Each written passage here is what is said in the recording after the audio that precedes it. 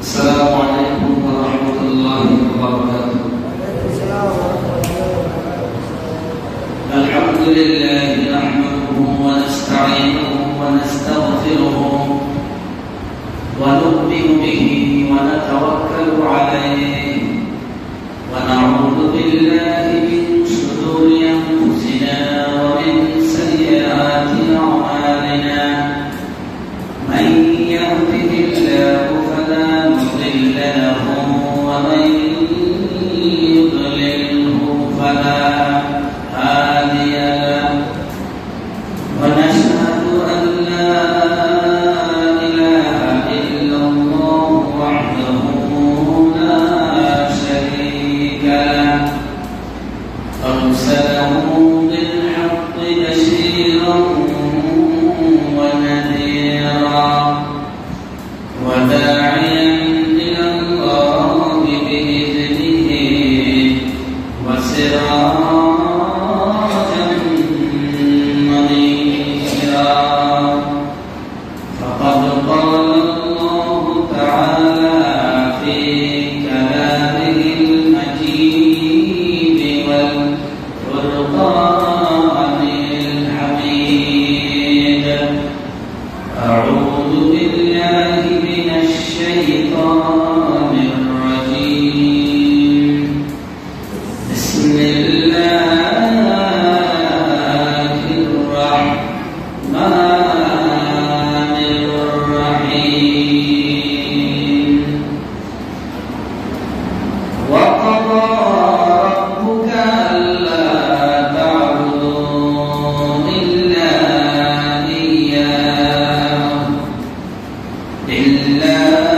إياه وبالوالدين إحسانا. إما يبلغن عندك الكبر أحدهما أو كلاهما فلا تقل لهما أف ولا تنهرهما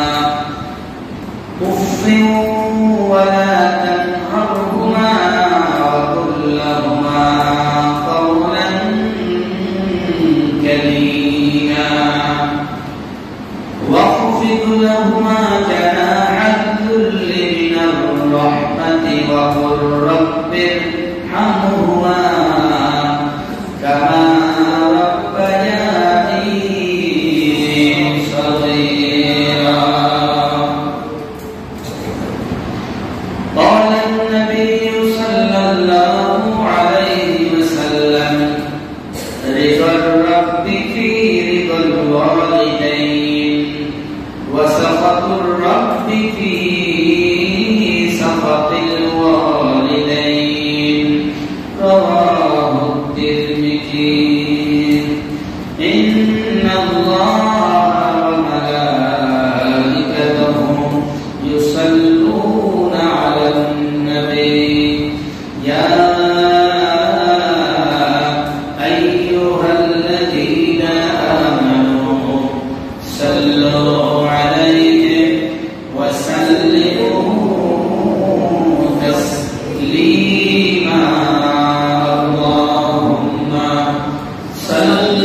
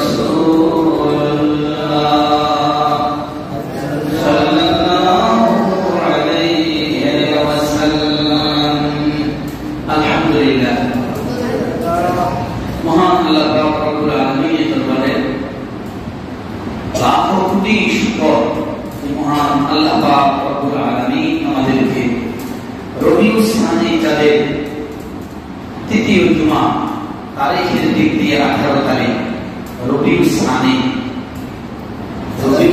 তাদের 18 তারিখ তৃতীয় জুমা 1445 হিজরি সন হলো কত 1445 মাস হলো রবিউল সানি তারিখ হলো 18 তারিখ বাংলা 1430 বঙ্গাব্দ বাংলা সন কত 1430 মাস হলো কার্তিক কোন মাস কার্তিক মাসেরও আজকে 18 তারিখ কত তারিখ আরবি আর বাংলা একসাথে চলতেছে এরপর ইংরেজি হলো 2023 মাস হলো নভেম্বর তারিখ হলো কয় তারিখ 3 তারিখ এটা সবাই মুখে মুখে কি বলেন 3 তারিখ সবাই মুখে মুখে না বিভিন্ন কাজকর্ম ইংরেজির সাথে মিল এটা মোটামুটি জানা থাকে বেশি আরবিটা কম বাংলাও যেহেতু বাংলাদেশি বাংলাও জানা দরকার কি বলেন আর যেহেতু আমাদের সম্পর্ক অন্তরের সম্পর্ক আরবির সাথে আরবি মাস দিন গুলো আমাদের জানা থাকা দরকার আছে না এই জন্য বলার জন্য স্মরণে থাকে এরপর যদি জিজ্ঞাসা করি গত সপ্তাহে কত তারিখ আছে দেখবেন যে ফেস লাগিয়ে দেব ঠিক না তারপর বলা জানা আবার মহিলাদের মধ্যে আলহামদুলিল্লাহ অনেক মহিলারা এগুলো কি রাখে খেয়াল রাখে এই জন্যই আমি বললাম পুরুষের চাইতে গুরুত্বটা মহিলাদের কাছে বেশি আলোচনা যতটুকু আপনারা সামনাসামনি বসি যতটুকু না আপনার আন্তরিকতার সাথে শ্রবণ করেন তার চাইতে বেশি গুরুত্ব দিয়ে মহিলারা বাড়িতে ঘরে তারা শুনে আলহামদুলিল্লাহ বলেন অনেক মা বোনেরা আছেন তারা এই জুমার দিনে এই আলোচনাটুকু আন্তরিকতার সাথে তারা শুনে শুধু আপনাদের মহল্লায় নয় শুধু আপনাদের এই মসজিদ এরিয়ার ভিতরেই নয় মাইকের আওয়াজ স্পষ্ট যেখানে যায় পৌঁছে সেখানে তারা কি রাখে খেয়াল রাখে আলোচনার সময় তারা শুনে কি বলে এখন তো আগে তো মাইক ব্যবহার হতো এখন প্রত্যেক মাইকে ব্যবহার হয় সম্মানিত মুসলিয়ানেরা আমরা আজকে একটু আলোচনা করব গুরুত্বপূর্ণ একটা বিষয় যেটার মধ্যস্থতার ভিত্তিতে আমরা দুনিয়াতে আসি মানুষ সৃষ্টি উসিলা মধ্যস্থতা আল্লাহ পাক মা বাপের মাধ্যমে পাঠান কি বলেন ঠিক না মা বাপের মাধ্যমে কি মানুষ পৃথিবীতে আসে ঠিক না এই মা বাপের প্রতি করণীয় দায়িত্ব কর্তব্য কি এই সম্পর্কে আমাদের আজকে খুববার আলোচনা কি বলেন গুরুত্ব কি গুরুত্ব না বলেন গুরুত্ব আছে কি নাই মা বাপের প্রতি সন্তান সন্ততির কি দায়িত্ব কর্তব্য এই সম্পর্কে আমাদের আজকে গুরুত্ব আলোচনা মা বাপ যদি না হতো আমরা আসতাম নেই বলেন না আসতে পারতাম না দেখেন হ্যাঁ গুরুত্ব হুজুর তাহলে মা বাপ ছাড়া কি হয় না মা বাপ ছাড়াও আল্লাহ পাক বানাইতে পারে নাকি বানাইতে পারে না আল্লাহ পাক বানাইতে গেছেন আদম আলাইহিস সালাম আদম আলাইহিস সালামকে মাও না বাপও না আল্লাহ কুদরতে আল্লাহ পাক বানাইছে এরপরে হাওয়া আলাইহিস সালামকে বানাইছেন না অর্ধাঙ্গিনী ওনার স্ত্রী আল্লাহ পাক ওনার বাম পাজরের হাত থেকে হাওয়া আলাইহিস সালামকে কি করলেন বানাইছেন তাও উসিলা কি উসিলা মধ্যস্থতা বাম পাজরের হাত থেকে বানাইছেন আল্লাহ পাকের কুদরত অনেক রহস্য আলোচনা আমরা দিকে যাব না এরপরে আবার আল্লাহ দেখাইলেন যে শুধু পুরুষের সংস্রব ছাড়াও স্বামী মিলন ছাড়াও আল্লাহ পাক শুধু নারী থেকে আল্লাহ পাক বানাইতে পারেন না বানাইতে পারেন না পারেন আল্লাহ পাক বানাইছে বানাই দেখাইছে হযরত সাইয়্যিদিনা ঈসা আলাইহিস সালাতু আসসালাম তাহলে মানুষ ব্যক্তি রেখে আল্লাহ পাক তাও বানাইতে পারেন পুরুষের সংমিশ্রণ ছাড়া তাও আল্লাহ পাক কি করতে পারে বানাইতে পারে কিন্তু আল্লাহ পাক একটা সিস্টেম নিয়ম পদ্ধতি কানুন তরিকা আল্লাহ পাক করে দিয়েছেন সেটা হলো কি স্বামী স্ত্রী সংমিশ্রণে বৈধ কি বলেন? বৈধ সন্তান সন্ততি স্বামী স্ত্রীর কি বৈধ সম্পর্কের ভিতর দিয়া পৃথিবীতে মানুষের সৃষ্টির একটা সূচনা আল্লাহ পাক করে দিয়েছেন। বলে আলহামদুলিল্লাহ। এই যেই মা এবং বাবা, মা এবং বাবার মাধ্যমে আল্লাহ পাক মানুষ সৃষ্টি করলেন, ওই পিতা মাতা, ওই মা বাবার প্রতি ওই সন্তান সন্ততির করণীয় কি, দায়িত্ব কি, কর্তব্য কি, এই সম্পর্কে আমাদের আলোচনা কি বলে দরকার আছে কি নাই? আছে। হাদিস শরীফে রাসূল করিম সাল্লাল্লাহু আলাইহি ওয়াসাল্লাম ইরশাদ করেন, রিদার রাব্বি ফি রিদাল ওয়ালিদাইন, সাখাতুর রাব্বি ফি সাখাতিল ওয়ালিদাইন, রাওয়াহু তিরমিজি। তিরমিজি শরীফের হাদিস। রাসূল পাক সাল্লাল্লাহু আলাইহি ওয়াসাল্লাম বলেন, রিদার রাব্বি, রিদা মানে আল্লাহর সন্তুষ্টি, রিদা আল্লাহর সন্তুষ্টি, আল্লাহর নৈকট্য, আল্লাহকে রাজি খুশি করা।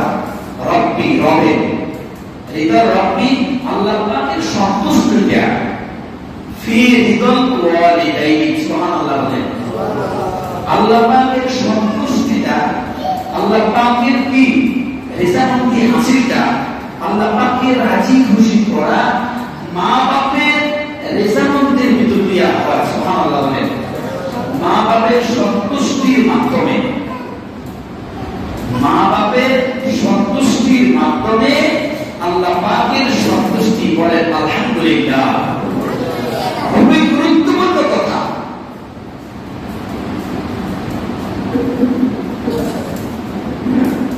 আল্লাহ পাকের সন্তুষ্টি কোথায়? বলেন আল্লাহ পাকের সন্তুষ্টি কোথায়? মা বাপের সন্তুষ্টির ভিতরে। সুবহানাল্লাহ, সুবহানাল্লাহ। আল্লাহ পাককে সন্তুষ্টি করা, আল্লাহ পাককে রাজি খুশি করা কোথায়? মা বাপের সন্তুষ্টির ভিতরে, মা বাপের রেজামন্দির ভিতরে, মা বাপকে খুশি করার ভিতরে আল্লাহ পাককে খুশি করা। সুবহানাল্লাহ বলেন। মা বাপের সন্তুষ্টি দরকার আছে কিনা? বলেন। মা বাপকে যদি আপনি সন্তুষ্ট করতে পারেন, এই মা বাপের সন্তুষ্টির মাধ্যমে আল্লাহ পাকের কি সন্তুষ্টি।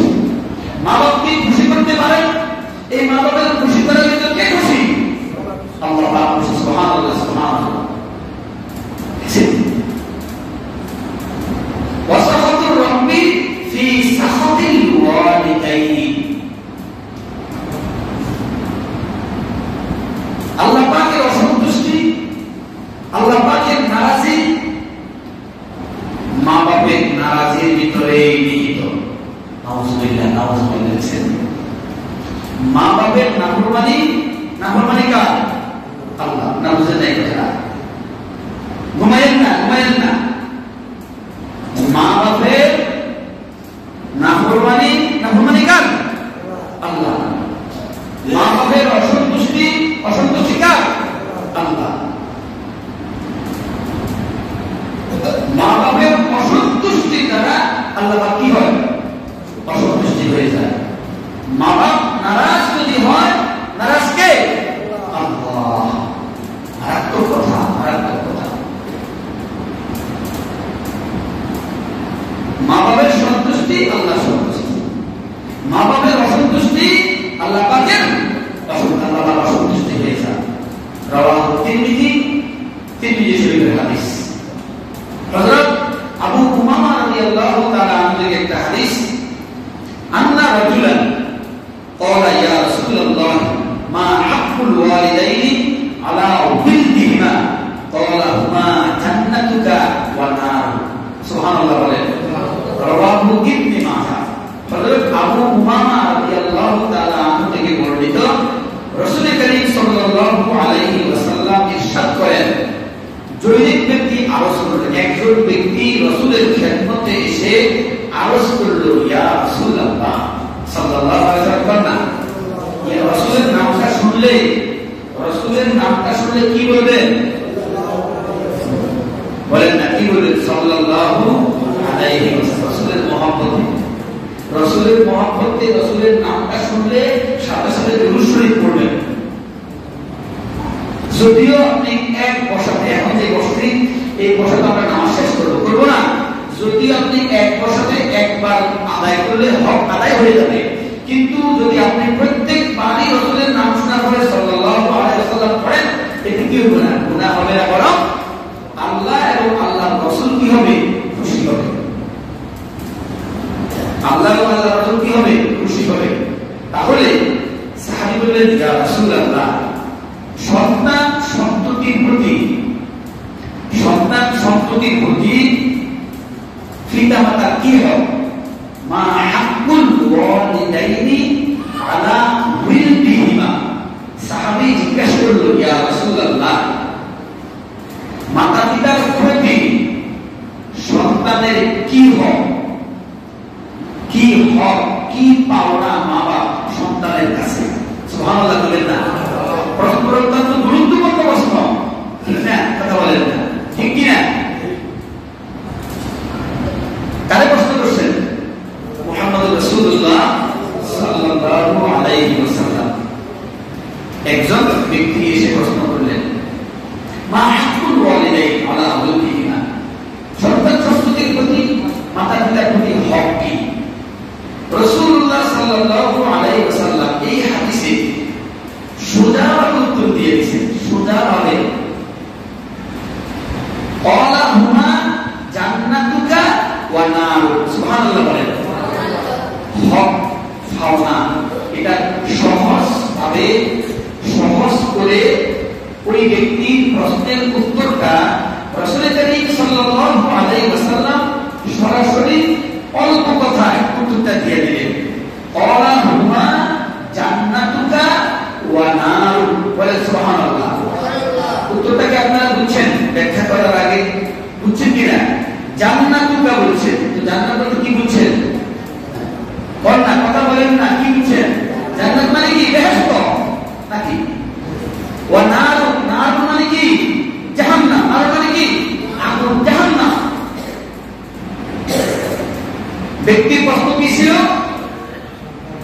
সন্তানের প্রতি মা বাপের কি হয়, অর্থাৎ এই সন্তান তার মা বাপের প্রতি কি করণীয়। রাসূল কি বললেন? তারা তোমার কি? জান্নাত, তারা তোমার দোজখ। তারা তোমার কি? তারা তোমার জান্নাত, তারা তোমার দোজখ। তাহলে জান্নাত মানে কি?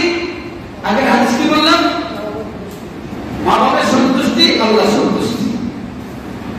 মা বাবার অসন্তুষ্টি, আল্লাহ অসন্তুষ্টি। এই হাদিসে রাসূল কি বলেন? ক্বালা হুমা জান্নাতুকা, তারাই তোমার জান্নাত, তারাই তোমার দোজখ। এ বাবা, তারাই তোমার জান্নাত মানে যদি মা বাপকে রাজি খুশি করতে পারো, রাজি খুশি করার জন্য যাহা তোমার করণীয় তাহা তুমি করতেই হবে, এটাই তোমার জন্য আল্লাহ জান্নাত আছে।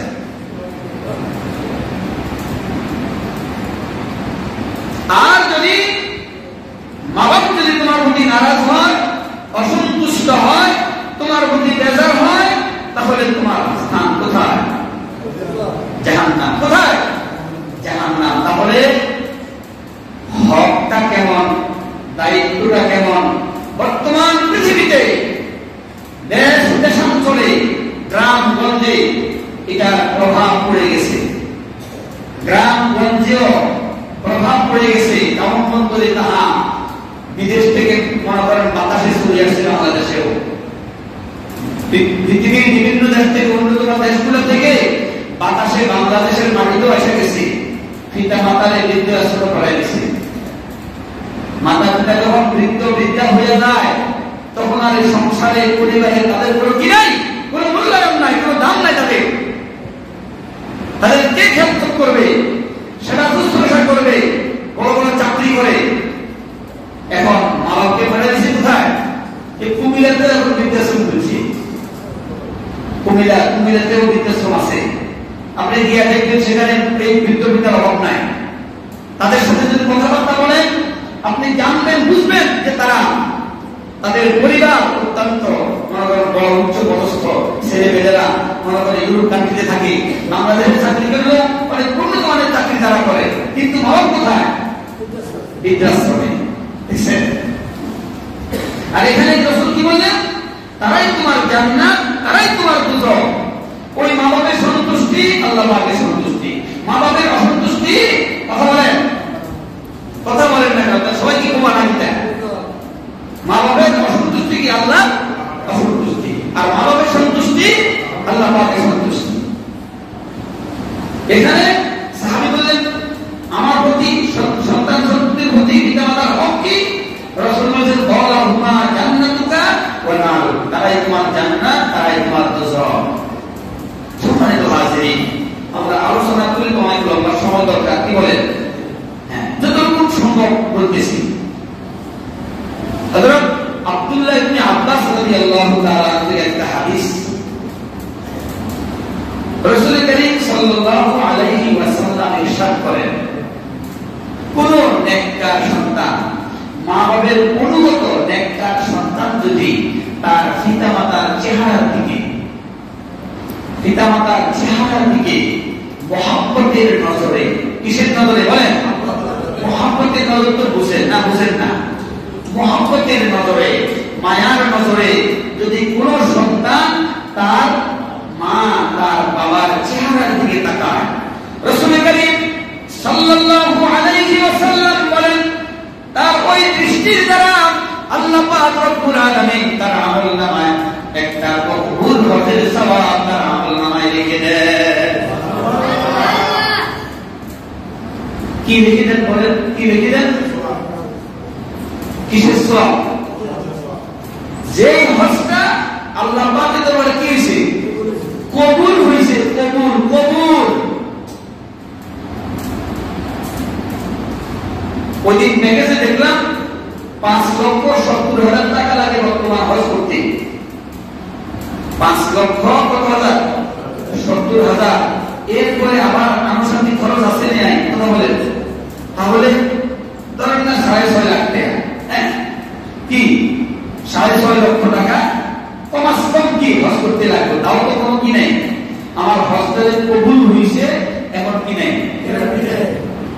ঠিক কথাটা ঠিক না? মানে সব কাজ সুসমাধা করে আসছে।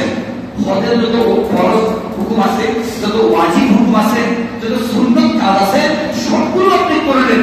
এর মধ্যে আপনার কাছে কোনো কি নাই, ইলহাম নাই যে তুমি এত কষ্ট করে হজটা পালন করছো, তোমার হজটা কি হয়েছে?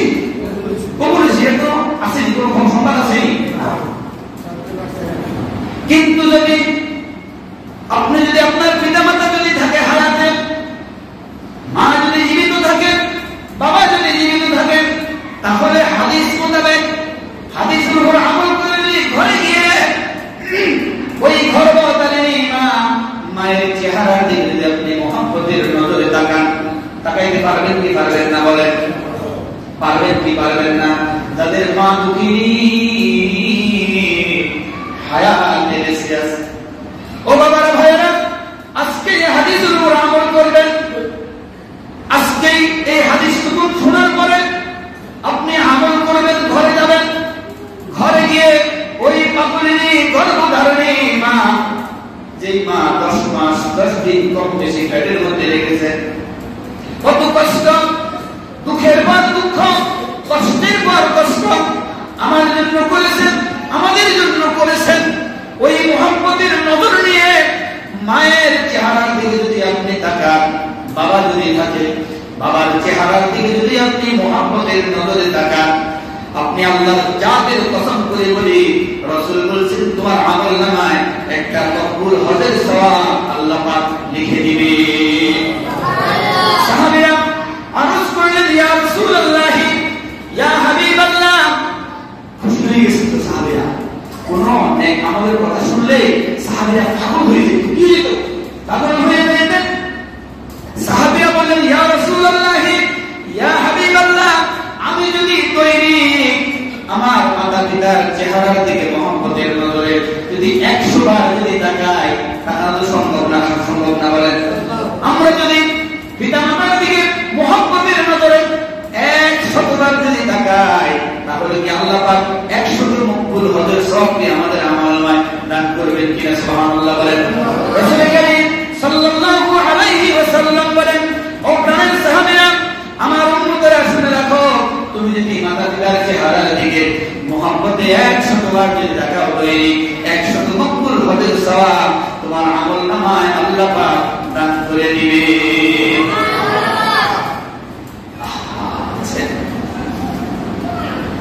আলোচনা অনেক লম্বা, ওইদিকে গেলে অবস্থা খারাপ নেই।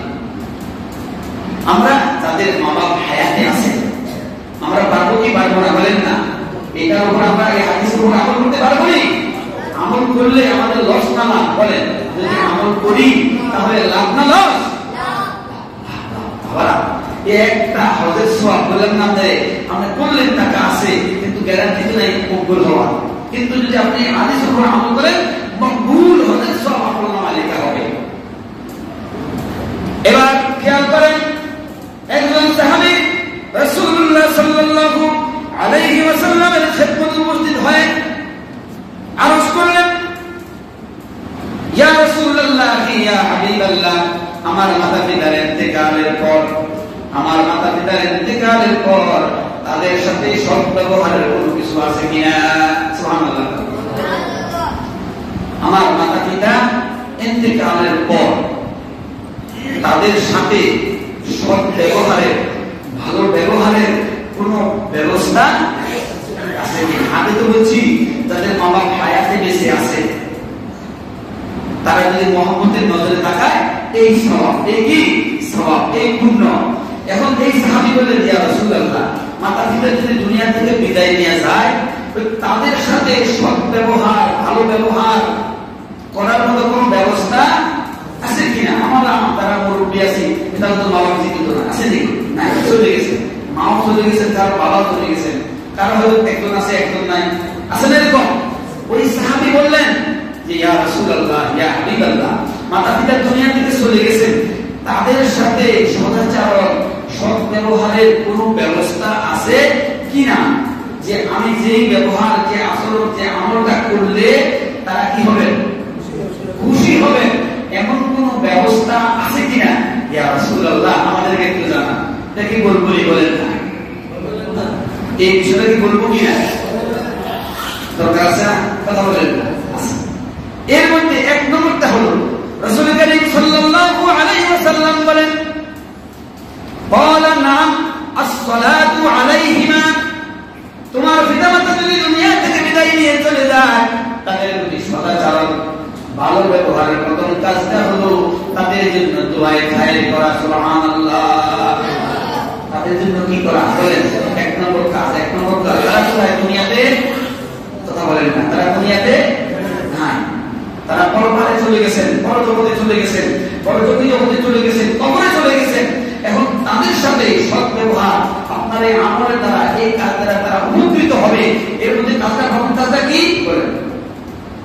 তাদের জন্য দোয়া খায়ের করা। তাদের জন্য কি করা? এই দোয়া খায়ের বিভিন্ন ব্যাখ্যা বিশ্লেষণ আছে কি নাই? দোয়া খায় আপনি ইচ্ছা করলে নিজে নিজেও কি করতে পারেন? করতে পারেন। আপনি নামাজ শেষ করে মা বাবার রুহানিয়াতে সূরা ফাতিহা একবার, সূরা ইখলাস তিনবার, দুরূদ শরীফ একবার যদি পড়ি, রুহানি সওয়াব বসার এক খতম কোরআন শরীফের সওয়াব আপনার মাতা-পিতার আমলনামায় পৌঁছে যাবে। সুবহানাল্লাহ। এমনি পুরো কোরআন শরীফ খতম করতে কমসে কম লাগাতার করে 8 থেকে 9 ঘন্টা লাগবে। কয় ঘন্টা? 8 থেকে 9 ঘন্টা। কিন্তু যদি আপনি সূরা ফাতিহা একবার পড়েন, সূরা ইখলাস তিনবার পড়েন, দুরূদ শরীফ তিনবার পড়েন, আর আপনি যদি পিতামাতার রুহানিয়াত পৌঁছালে, রুহানিয়াত সওয়াব কি বুঝবে? এক খতম কোরআন তিলাওয়াতের সওয়াব আপনার পিতামাতার রুহানিয়াত পৌঁছে যাবে। সুবহানাল্লাহ। এরপরে যদি আপনি এবার সামাজিকতায়, আরো একটু আনুষ্ঠানিকতা যদি আপনি করেন, দোয়া খায়ের কি বলেন? এই ব্যাখ্যায় কি বলেন? ক্বালা নাম আস-সালাতু আলাইহিমা, তুমি তোমার পিতামাতার জন্য দোয়া খায়ের ব্যবস্থা করো। আপনি যদি আলিম দাওয়াত দেন, মুরব্বি দেখি দাওয়াত দেন, গরিব দুঃখী দাওয়াত দেন, কিছু খাওয়ান, ওই খাবার মাধ্যমে দোয়ার ব্যবস্থা করেন, কি বলেন? বুঝবে কি বুঝবে না বলেন? সেই ব্যবস্থা। অর্থাৎ পিতামাতার জন্য দোয়া খায়ের কি করা? ব্যবস্থা করা। এই ব্যবস্থাপনায় পিতামাতা সন্তুষ্ট হবে কি হবে না বলেন? সন্তুষ্ট হবে। এক নম্বর কাজ। দুই নম্বর কাজ হলো রাসূল কারীম সাল্লাল্লাহু আলাইহি ওয়াসাল্লাম বলেন ওয়াল ইস্তিগফারু লাহুমা, তুমি তোমার পিতামাতার জন্য আল্লাহ পাকের দরবারে ক্ষমা প্রার্থনা করো। কারণ এই মা দুঃখিনী, তুমি যখন ছোট ছিলে মায়ের কোলের মধ্যে বারবার প্রস্রাব পায়খানা করে দিয়েছ। মা দুঃখিনী এই প্রস্রাব পায়খানার উজুর দেখায় কত নামাজ মা ছেড়েছে নাকি সাহেব নাই? অভাব অনটনের সংসার ছিল, দুঃখ কষ্টের সংসার ছিল। বাবা চলে গেছেন পরের খাটনি খাটার জন্য, বদলা মরি দেওয়ার জন্য সারাদিন পর হাড় ভাঙ্গা পরিশ্রম করেছেন। জোহরের ওয়াক্তে বাবা বাড়িতে আসলো, পরিশ্রমী শরীর গোসল করার পরে তার ভিতরে শিথিলতা দেখা দিল, শুয়ে গেলেন ক্লান্ত। জোহরের নামাজ পড়তে পারে নাই। একই ঘুমে একই বিশ্রামে আসরের নামাজ চলে গেল। বাবার আসরের নামাজ পড়া হলো না, জোহরের নামাজও পড়া হলো না। এমন বহু নামাজ বাবা পড়েন নাই। এমন খুশি কি হয় নাই বলেন? রাসূল কারীম সাল্লাল্লাহু আলাইহি ওয়াসাল্লাম বলেন, তুমি তোমার পিতামাতার প্রতি যারা দুনিয়াতে নাই, বড় জগতে চলে গেছেন, তাদের প্রতি সদাচরণ করার আরেকটা ব্যবস্থা হলো আল্লাহ পাকের দরবারে তাদের জন্য কি করা? মাগফিরাতের দোয়া করা। 3 নম্বর কাজ। 5 নম্বর কাজ, তাদের জন্য আল্লাহ পাকের দরবারে কি করা? মাগফিরাতের দোয়া। আল্লাহ এরকম কত নামাজ, ফরজ হুকুম, কত ওয়াজিব হুকুম মা বাপ করে নাই, এদের জন্য মা বাপকে তুমি আসামের কাঠগড়ায় তুমি দাঁড় করাইও না। এই বলে আল্লাহ পাকের কাছে তাদের জন্য কি করা? মাগফিরাত কামনা করা। 3 নম্বর কাজ হলো রাসূল কারীম সাল্লাল্লাহু আলাইহি ওয়াসাল্লাম বলেন, ওয়া ইন ফাযু আহদিহিমা, তাদের কৃত অপূর্ণ ওয়াদা অঙ্গীকার গুলো তাদের পরে পূর্ণ করা। তারা যদি কোনো ঋণগ্রস্ত থাকে, তারা যদি কি থাকে? ঋণগ্রস্ত থাকে, তখন তাদের এই ঋণগুলো তারা যখন দুনিয়া থেকে চলে গেলেন, হায়াতে থাকতে পরিশোধ করতে পারে নাই, তখন এগুলি আদায় করা সন্তান সন্ততির উপরে কি দায়িত্ব, কর্তব্য। অসম্পূর্ণ ওয়াদা অঙ্গীকার গুলো তাদের পরে কি করা? পূর্ণ করা। তাদের পরে তারা পূর্ণ করে দেওয়া। 3 নম্বর কাজ, তাদের সাথে সদাচরণ, সৎ ব্যবহারে। 4 নম্বর কাজ হলো রাসূল কারীম সাল্লাল্লাহু আলাইহি ওয়াসাল্লাম বলেন, মিন বাদিহিমা ওয়াসিলাতুর রিহমিল্লাতি লা তুসালু ইল্লা বিহিমা। রাসূল কারীম সাল্লাল্লাহু আলাইহি ওয়াসাল্লাম বলেন, আত্মীয়তার যেসব সম্পর্ক তারা জারি রাখছেন, আত্মীয়তার যেসব সম্পর্ক তারা দেখাশোনা খোঁজ খবর মাধ্যমে তারা যে জারি রেখে গেছেন, তাদের অবর্তমানে ওই আত্মীয়তার সাথে সেই সম্পর্কটা কি বহাল ও জারি রাখা। সুবহানাল্লাহ বলেন।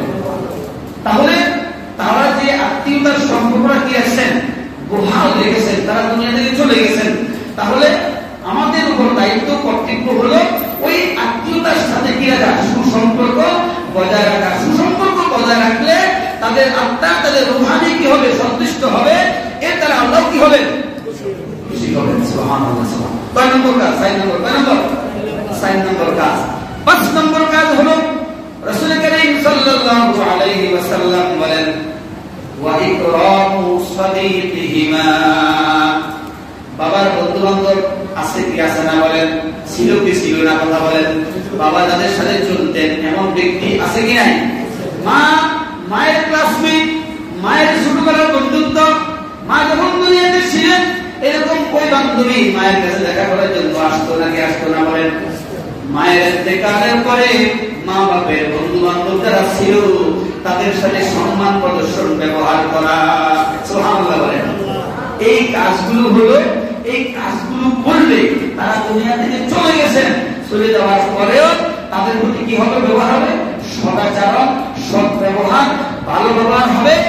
এর দ্বারা আপনার উপরে আল্লাহ পাকের রহমত কি হবে? কথা বলেন না।